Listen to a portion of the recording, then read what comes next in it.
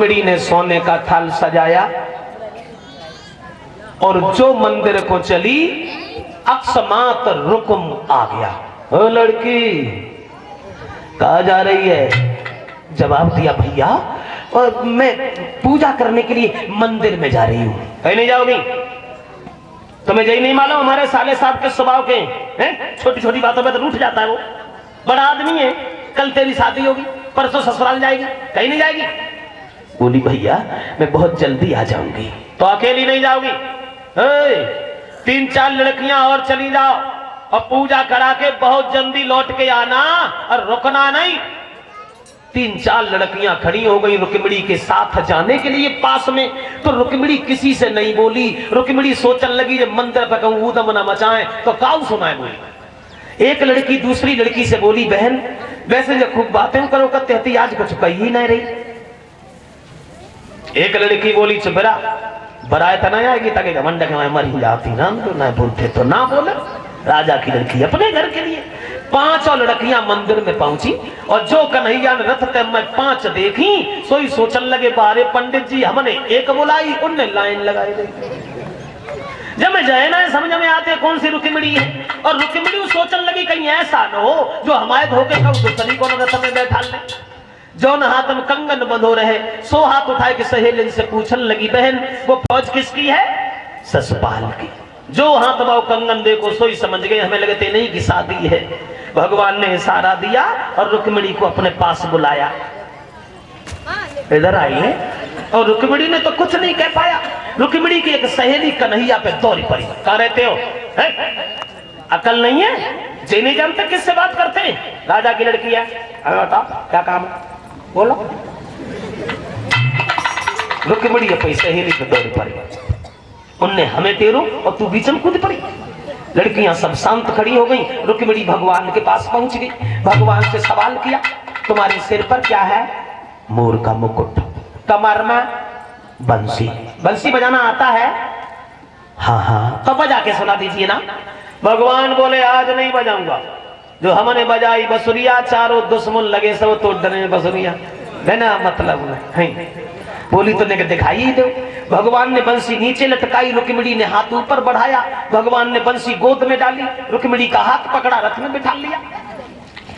रथ लेके चल दिए और जो रथ चलता देखो वे संग की सहेलियां सब बाजी गिरती जाए भजती जाए आंगन में पछाड़ खा के गिर पड़ी। तब तक रुकुम आ गया। लड़की रुक्मिणी कहाँ है? एक लड़की ने कहा भैया पूजा करने के लिए तुमने मंदिर में भेजा था पता नहीं कौन इंसान आ गया और रुक्मिणी का हाथ पकड़ा रथ में बैठा लिया और रथ लेके चला गया। दूसरी लड़की बोली ले गो सो ठीक है ले गो हमें कोई चिंता ना। हम जब सोच सोच के दुखी है जाने कब की सलाह आती बेवकूफ के बैठ गई। उनने नेक गुआना कहानी न करे। रकम बोला मैं जानता हूं मेरी बहन को ले जाने वाला कौन है मगर ये ध्यान रखना ये बात किसी के कानों कान भनक न हो। अब गए और अभी आए। फौज लेके रुकुम ने भगवान को घेर लिया। देखा भगवान जहां पेड़ की छाया में खड़े हैं। रुकुम ने आवाज लगाई ठाड़ो रहिए।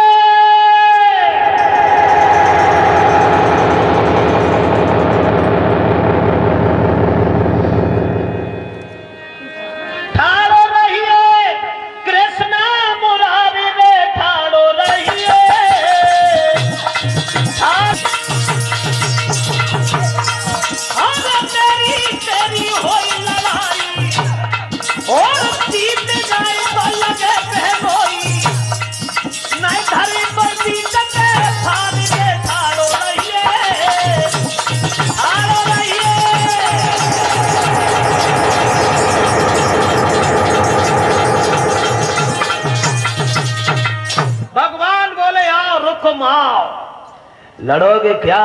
रकम बोला हाँ। मेरी बहन को ले जाना कोई तितली के पंख तोड़ना नहीं है। लोहे के चने चबाना है। लड़कियां चुराने का धंधा शुरू कर दिया तूने। कई माखन को लूट लूट के खाने वाले ग्वाले तड़फा तड़फा करके मारूंगा जो देखने वालों का भी कलेजा हिल जाएगा। रस से नीचे तो आ। भगवान कूद पड़े।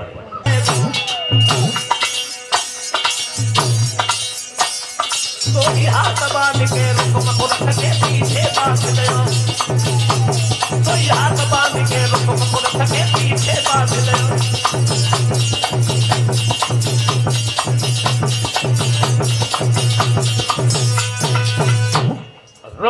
को उठाया और रथ के पीछे बांध दिया। उधर बलराम सोचने लगे कन्हैया पंडित जी को छोड़ने पता नहीं कहाँ चले गए, अभी तक लौट के नहीं आए। एक लड़का बोला सुनो भैया, पंडित जी किसी लड़की की चिट्ठी लाई थी। जो सुना बलराम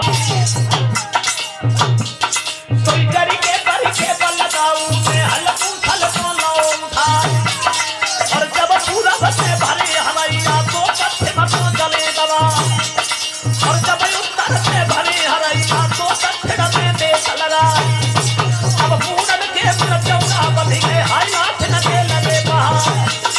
अब तुम तबक कहीं घोड़न के मोगा में सिपाही क्या।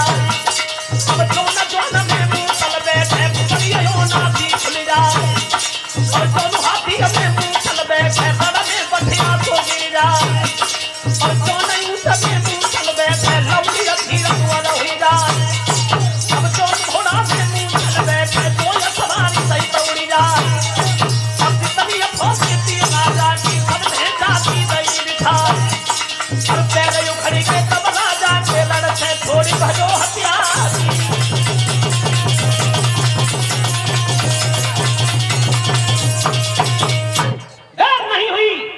ससपाल की सारी सेना मारी गई और ससपाल के पैर उखड़ गए, अर्थात मैदान को छोड़ करके ससपाल वहां से भाग गया।